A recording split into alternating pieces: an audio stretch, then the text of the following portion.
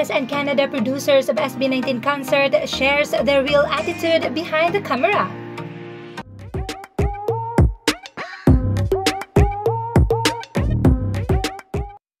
We can definitely say that SB19 Simula't Wakas era has cemented their name as one of the most successful and leading OPM artists with a lot of historic firsts in the music industry. But even with all of these achievements and milestones, you would never ever hear complaint against them, especially about their attitude.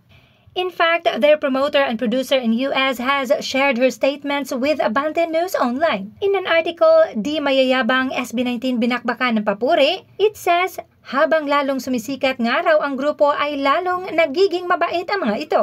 Lahat ng mga taong tumutulong sa grupo ay na-appreciate raw ni Nestel, Felipe, Justin, Josh at Paulo.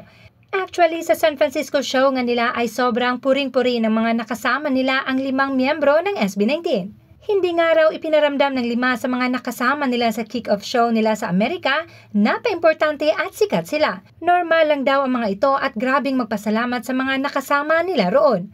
Darling, ganoon talaga sila kababait, kaya silang 5 ang bias ko.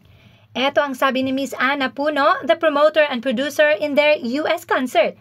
Meanwhile, their Calgary producer also said, "Ang dami ko nang nakasamang artists, but these guys are the most humble persons I've ever met. And with this, we have really stand the right people. Wala na nga tayong masasabi sa talento at galing nila, wala pa tayong masasabi sa kanilang mga pag-uugali at pagkatao. Iba talaga kayo, SB19."